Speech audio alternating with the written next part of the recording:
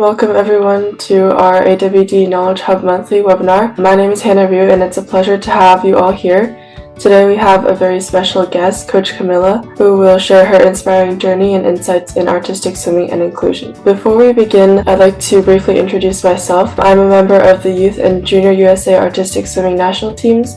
I'm also a certified coach, and I'm deeply passionate about advocating for diversity and inclusion within artistic swimming. Here's just a quick agenda. Now I'd like to welcome our guest speaker, Coach Camila. Coach Camila, CEO and founder, brings a remarkable background as a former Brazilian artistic swimming national team athlete, physiotherapist, Paralympic classifier, and specialist in school inclusion and diversity. So now we'll go a little bit into the details of Coach Camila's AWD journey. Coach Camila began her artistic swimming journey at just 6 years old, and by 14 she was proudly representing Brazil on the national team. Coach Camila, if you don't mind, could you please share with us a little bit more about your journey? And whenever you would like me to switch slides, you can just let me know. First, thank you so much. I'm very glad to share some of our history of Inspara and my history. I'm sorry about my English. I'm going to do all my best to be understood. So with 6 years, I started my journey in the artistic swimming, and with 14, like it said in the slide, I was representing Brazil in the national team. Then this is my sister with me. We've always practiced that together. You can change, please, Hannah. Then we skip to 2014. Actually, before that, I graduated as a physiotherapist, and then I practiced in the orthopedic area, but I was not fulfilled. So I searched for other areas and other possibilities. And my brother-in-law, he is a prosecutor in people with disabilities area. And he asked me, okay, so you are a physical therapist and you are a former athlete of artistic swimming, and I love the sport. What do you think of the Paralympic sport? And that's when I started to search about, and then I did a classification course.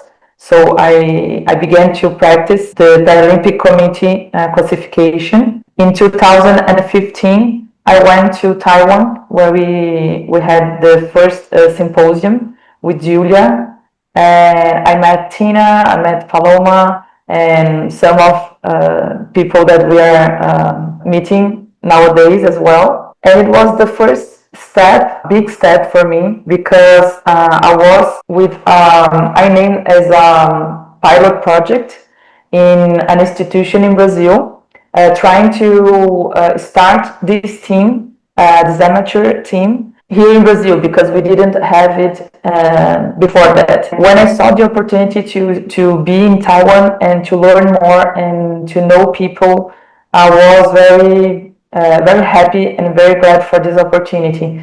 And then in Taiwan, we spoke about having a second symposium, and in the next year, the 2016, we would have the Olympic and Paralympics games in Brazil. So I said, okay, that's the perfect opportunity for us to host the second symposium. And I didn't know by the time what I was proposing, because it was a big thing, but I love challenges, and it was the perfect way to start Inspara. Because then I came back to Brazil. You can change, Hannah, please. I came back to Brazil. I said, okay, so we have to be something. There's no way Camila will propose a symposium. So this project, this amateur project that we have in the other institution, has to be bigger, and people have to have this opportunity to reach more people. So I started in January 6, 2016 with those three. Susanna, it's the left athlete. She's still with us. So she's almost 10 years with us. And we started in the pool of her residence. So very low profile, but with lots of guts, caring and compromise and that thing. So we created Inspara, like an institution, So you can change, please. Okay, so this is just if you want to go to Instagram and see our story in more details, you can go there. And by September of 2016, we hosted the second International Symposium of Synchronized Swimming. And it was a very good start for us. We had 7 countries here. We got to participate in the ICSEMIS, that is the Olympic and Paralympic Congress before our event. So it was a very good experience. I think this event, it was a big challenge for us because we were like nothing in the year before. And this was a huge event. But I think at this event, I could make like, I don't know the expression in English, but make a concrete thing, I could see, and I had the vision of where I wanted to be, and what I expected Inspara to reach. Then this is a timeline of the growth of Inspara. We went after the symposium 2016. We went to Cancun with Paloma, and we discussed Tina as well. Is that you in between me and Tina? No. No, that's not. Okay, because there was someone of the AWD Artistic Swimming of US. So we had also a meeting there, a coaches meeting. It was a very important step as well for Inspara, but also for the international movement that we are working to move forward and to create the rules and get some standard rules. So it was very important to participate, but at this time we didn't have athletes to go, so it just went me and the former coach by the time, Luisa. Okay, then in 2018, I think for me it was the time that I saw the responsibility that we had with the athletes and with the people that were working internationally to the sport to be recognized, and all the efforts that, like, a huge event that happened. I think it was the 27th edition. And for me it was, wow, we have this for more than 25 years and I didn't hear that before. I've never seen anything like that, and it was very emotional but very inspirational for me to move forward and to create new things and to think how and what Inspara could contribute with this international movement. So in May we participated of the Parasynchro Festival in Kyoto with 2 athletes, and then in the same year we had 4 athletes participating in Argentina Open. That it was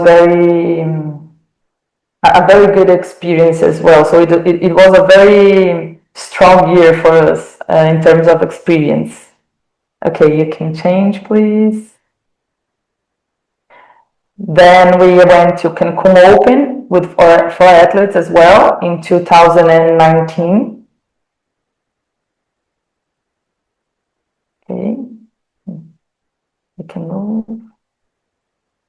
And I think the changing point, at least for me, it was the pandemic time, because I saw that we were doing some efforts, but still separately, and we couldn't, like, with our rushing lives and all the appointments, and okay. So I think the pandemic time, everybody were like the world stopped. So everybody were in the same situation, and very good things started to emerge.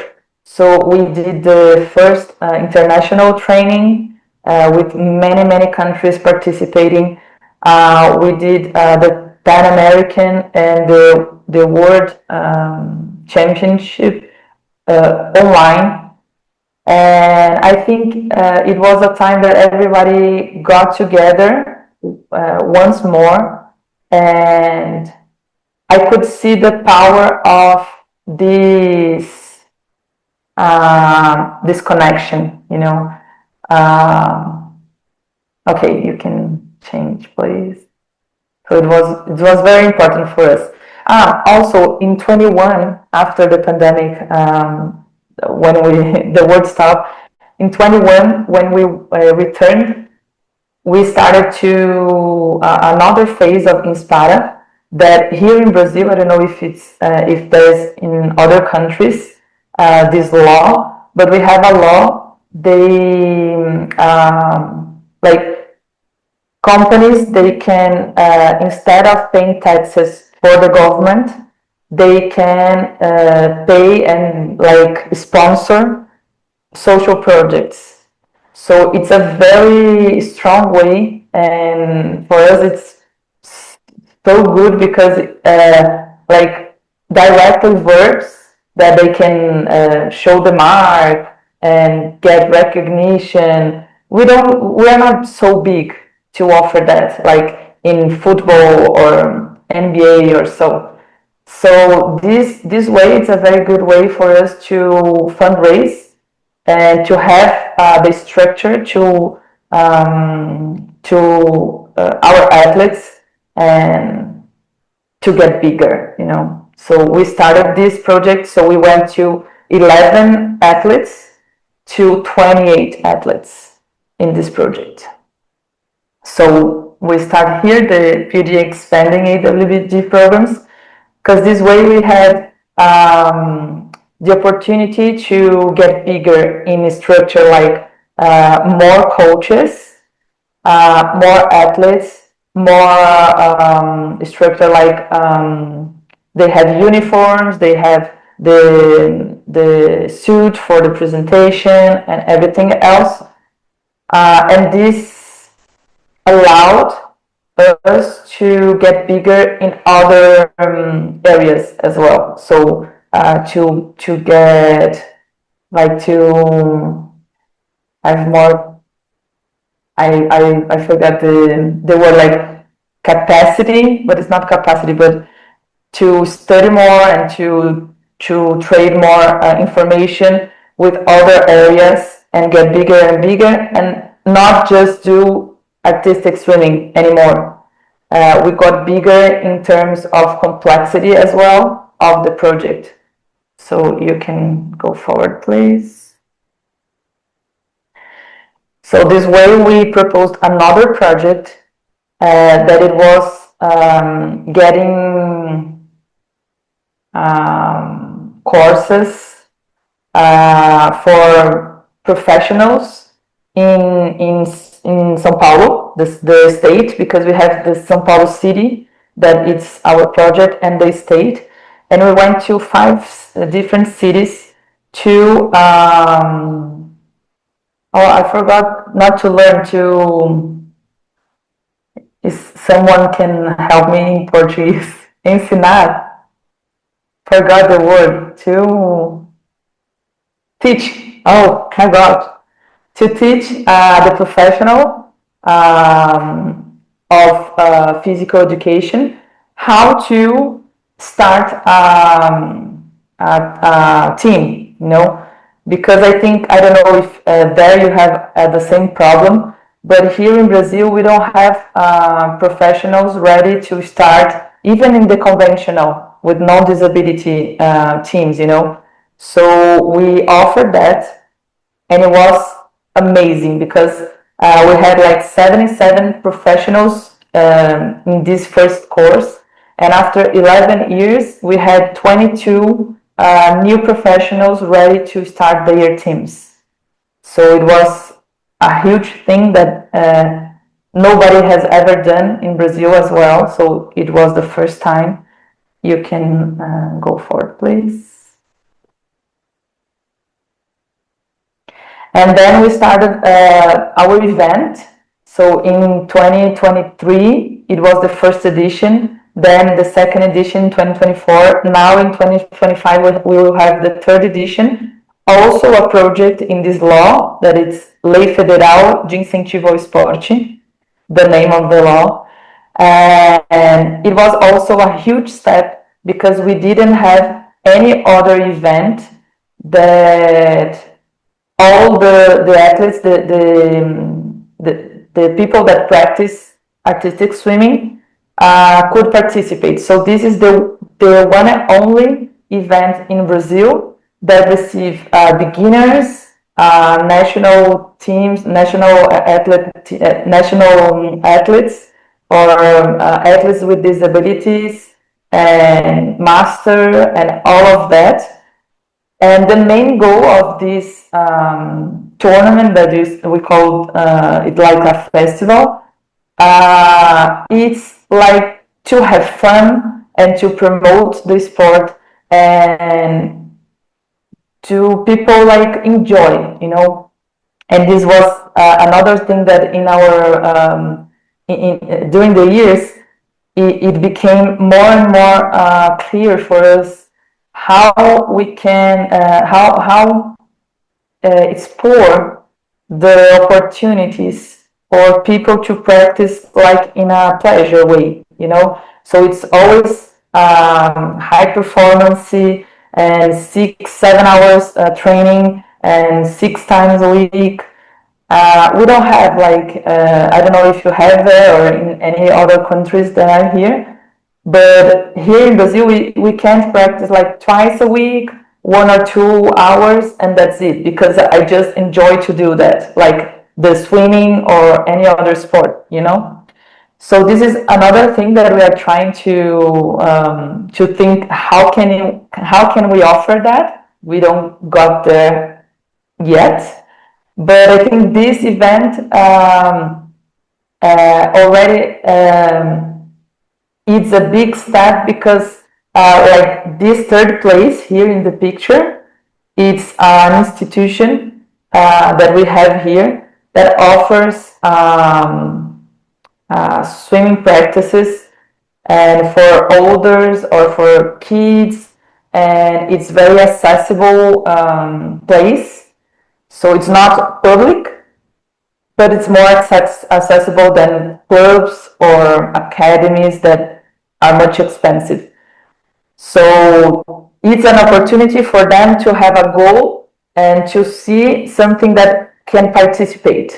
So, okay, we are practicing twice a week, 1 hour, and we are getting ready to participate of the Inspara tournament, you know. So, and it's an awesome event. I'm very proud that we got there, and I hope in the next year maybe we can call everybody to participate with us as well. We can go. Okay, these are our the athletes that we have now. This is the final presentation that we did in the end of last year. The majority of our athletes, they are cognitive disability, but we have also visual impairment, hearing impairment, and also physical disabilities. And here, I think was the first competition that we went to get some result, you know, because I think we have a project that it's getting stronger and stronger in the main goal that it's inclusion through the artistic swimming. So our goal is not high performance. We never have had this goal, but we see that it's also an opportunity for them to challenge themselves to leave other cultures, trade with other athletes from other countries. So the other experience, I think we saw like this opportunity, you know, to expand your human being experience, you know. But this one, we had extra training. So I think it was the first. We went with 2 coaches. We had some I don't know how do you say in English, but we they were not open the participation for all 28 athletes. Like just 10 of them would be able to go there and to submit through the rules, you know. So I think this one, it was the big experience,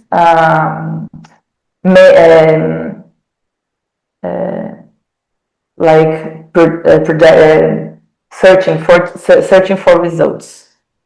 It was a great experience, awesome event. People from France, I think they got everything that we are many years trying to do.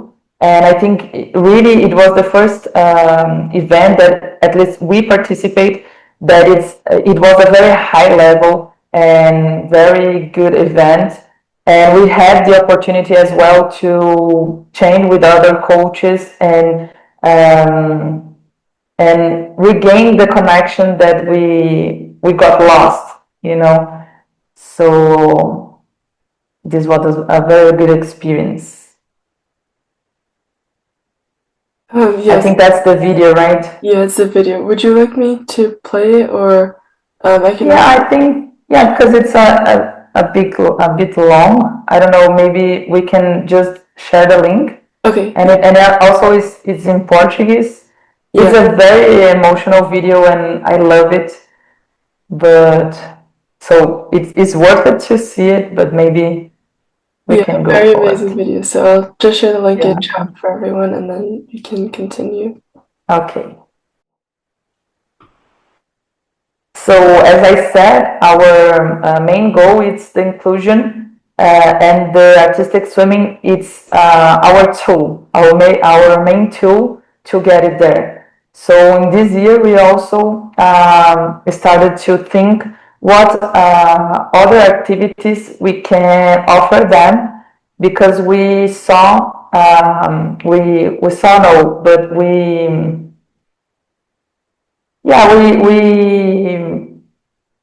saw that many of them are not there in the practice because of the artistic swimming only. They are also because of their friends. So it's a social space that they can share and they can laugh and they can, you know, live. So we offered the opportunity to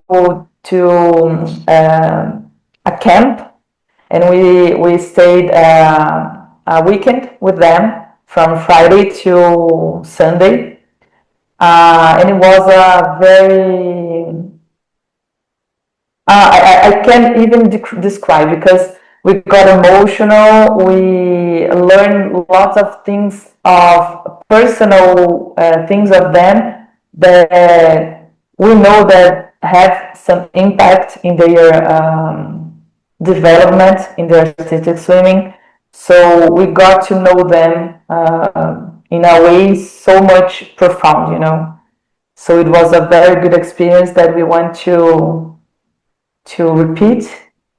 It was a very intense as well, with very challenging situations, but it was amazing. We had 26 of 28 that we had. 26 participated of this camping. So we also this institution that I said in the festival, they were in the 3rd place, the master team of SESC. That is the name of this institution.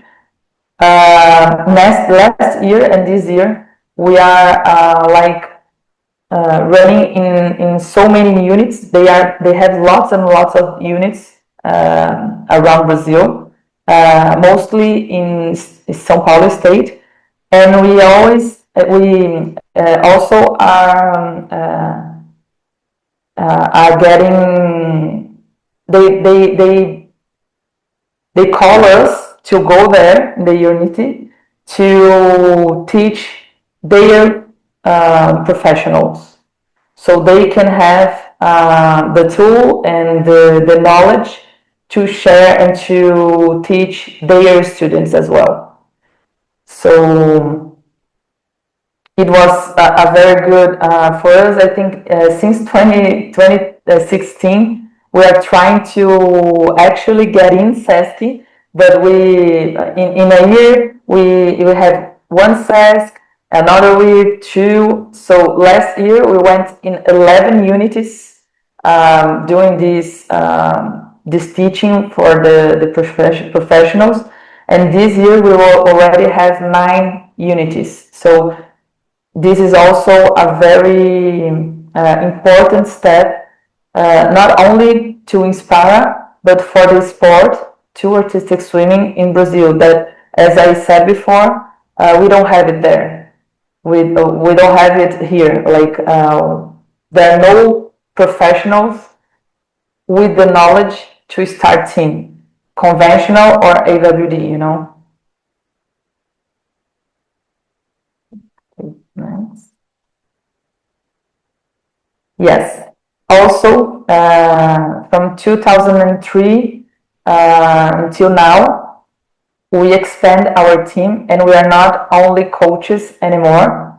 We have already a psychology team with us, with a psychologist and 2 interns of psychology, and they have like mostly 3 areas, let's see, like this. So one is with families, so we have monthly rounds conversation with the students' families, and we said students because we don't want to get confused about the term of athlete, because athletes remind us of high performance, and it's just one way, the high performance for us. You know, it's not the finish line.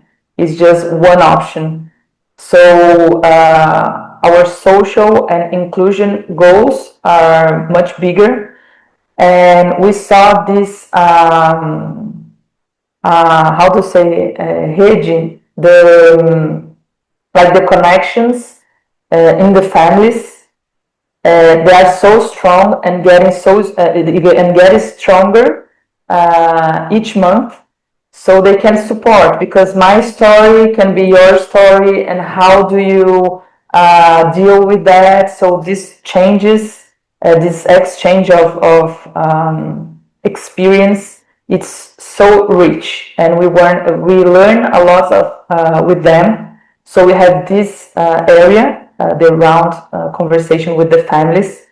Also, we have an internship that stays with the students in the pool. So every class that we have and every practice, there are a student there, a psychology internship, hearing what the student, maybe sometimes there are students that come and it's crying, or it's not as good, feeling as well. So our coaches can focus in the practice, and the internship can like to hold. I don't know how I can say, but to listen and to help. So it's a very important thing. And another area that psychology is helping us a lot is with the sharing their knowledge about the strategies to make coaches' life easier. Why I say this? Because like if you say like this with these words, I think could be more effective, and he will understand better. So, or if you do like this, maybe he will learn faster, or maybe he will understand, or you know. So I think now, I don't think now, I have, I'm pretty sure that there's no way we can go forward with our goals without a psychology team with us. And we have other partners as well from an institution here, a medical institution that they offer medical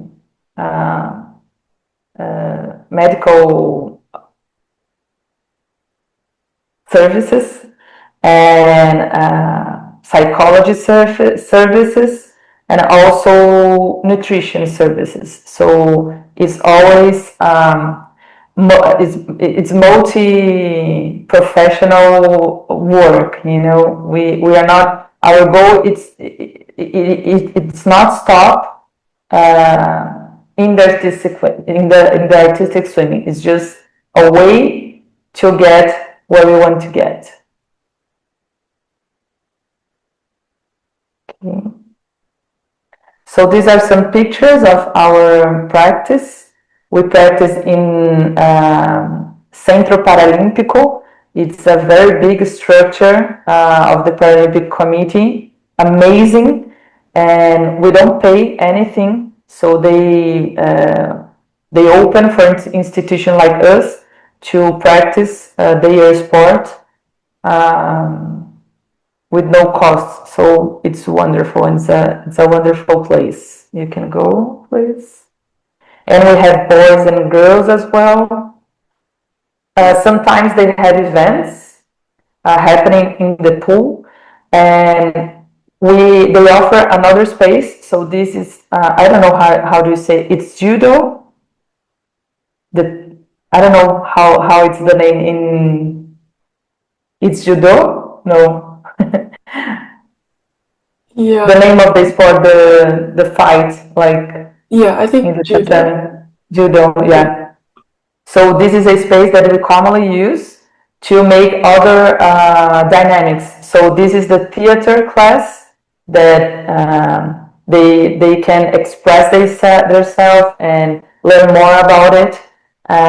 We have dynamics also from the psychology team with the coaches and the students.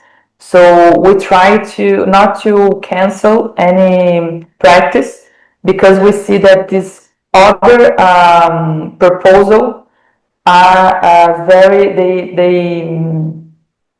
they can gain other abilities and different abilities from what they get in the water. So you can change, please.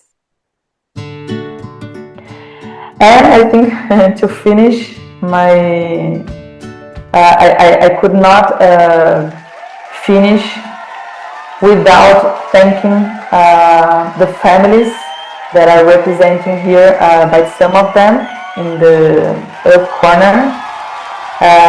They are, I think, we couldn't do our work without them, because they are very supportive and they believe in us. And when we get something wrong, because we are humans and we get some things wrong, they are there to support, and they are understanding that we are always doing our best and trying to do our best with their sons and daughters.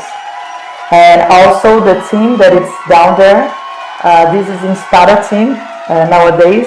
So we have 5 coaches, like in coaches and internships of physical education.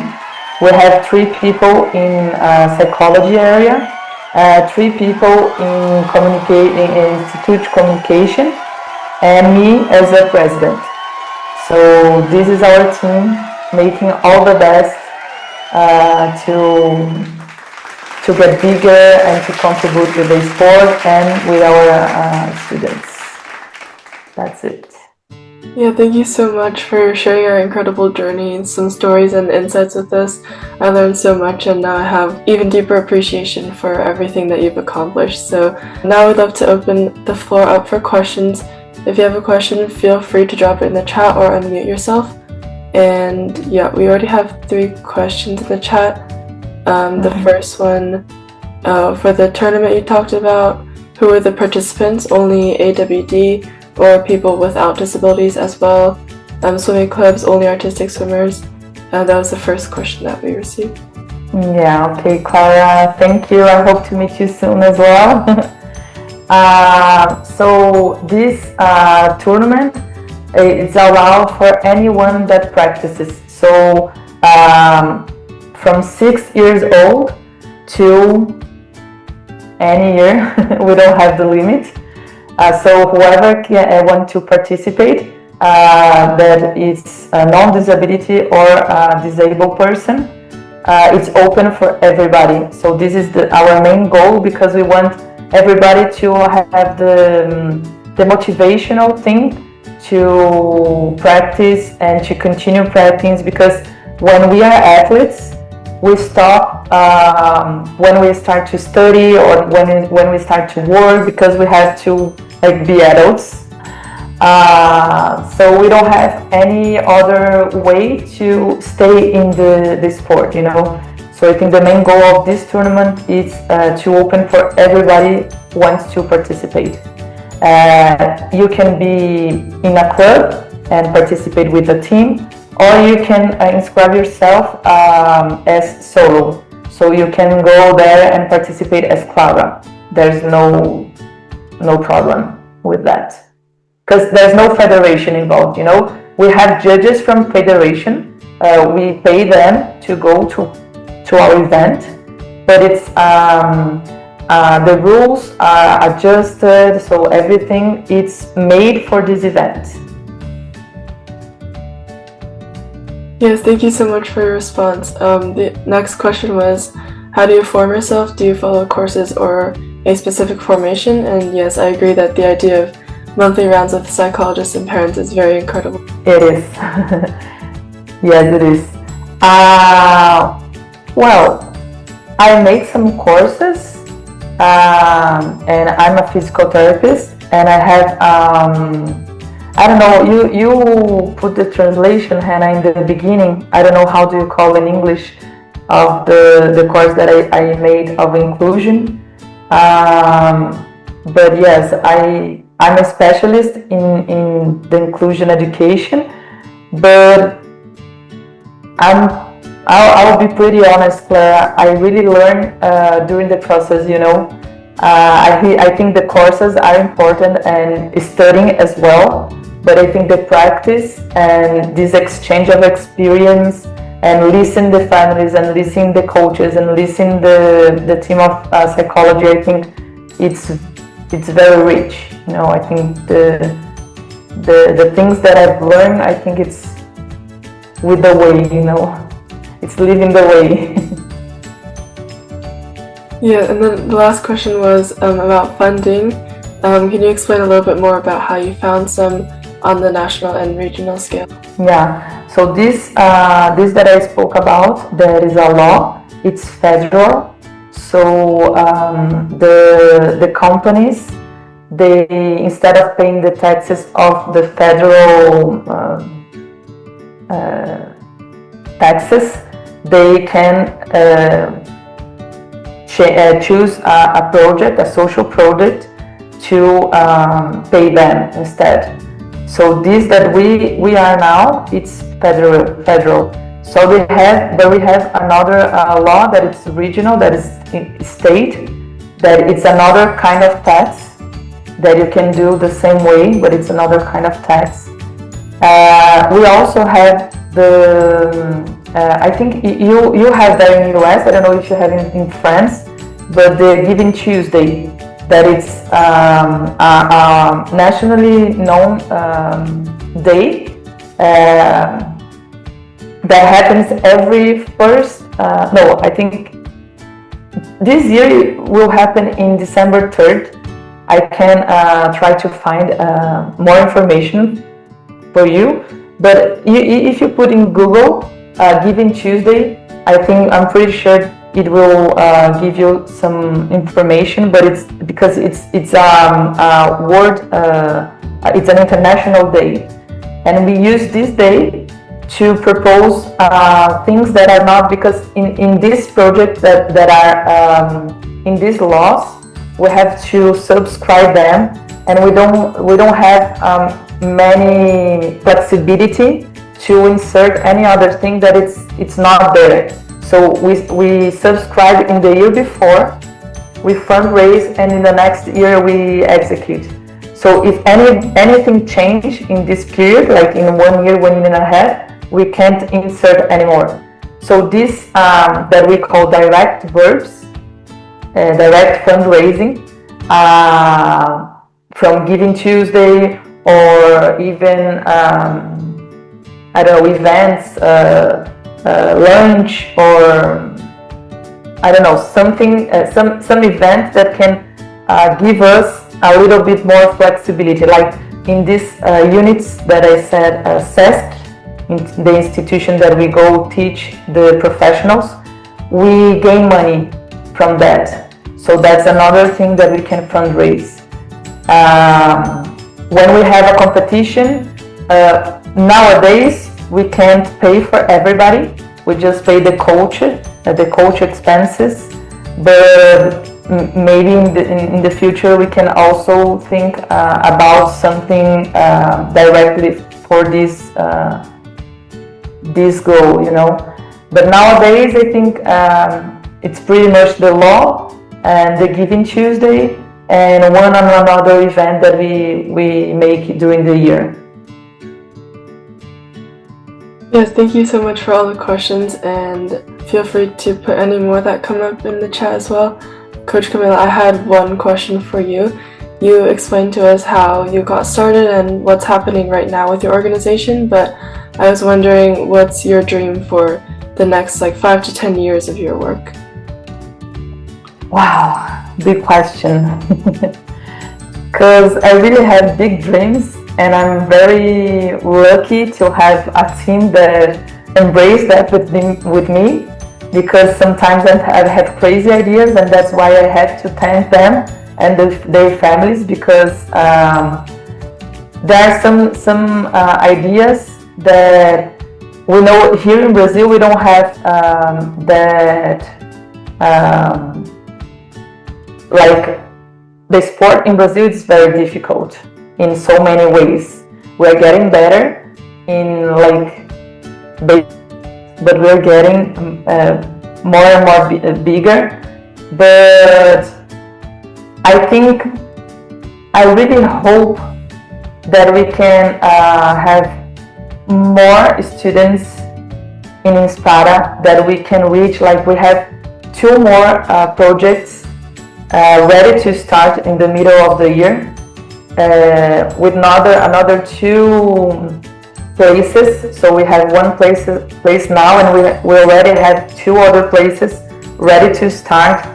So I really hope that we can offer not Inspara, but I think my dream is more like, I hope Brazil can be a power to get this opportunity for people to do something they love, and just to be what they are, and not trying to fit in some place that there's no sense for them, you know. And I think being in artistic swimming, it's a very challenging thing, because we have those patterns and the standards, and everybody had to be perfect synchronization. And in AWD we broke everything. So we have to think out of the box. So I think my big dream, because there are so many things, but I think the essence of the dream is that people can have a place to be what they want to be. So I think maybe if I can say that from here to 5-10 years, Inspara will not be artistic swimming only. Will be dance, will be theater, will be anything, because I really believe in art. So probably something related with it, with dance, with art, with expression, but a place that people can express themselves and be part of a group, you know, and just do what they love to do. I don't know if I answered, but I think that will be my dream. Yeah, thank you for sharing. It's such a powerful vision, and we'll all cheer for you and your team as you work towards your goals. Those are all the questions we had for today. Our next webinar will be on June 27th at 8:30 a.m. PST, and our guest speaker will be Giorgio Minicini, who is a 4-time world champion and won Athlete of the Year 7 times. I'll be sending out the registration and meeting links for that soon, so stay tuned. Thank you everyone so much for joining today, and special thank you again to Coach Camila for sharing her experiences and expertise with us, and I hope to see everyone again next month. Thank you. Thank you so much for that, for the opportunity, for the presence. I would like to just to thank especially Priscilla, that is one of our coaches that is here, Fernando, that is my husband, and also he subscribed the projects, and also Yasmin, that helps me with the social media. And I don't know if Maria Clara, that is one of our athletes' mom. So thank you so much to the other people here to reserve the time and to take the time to listen to me and to share with me.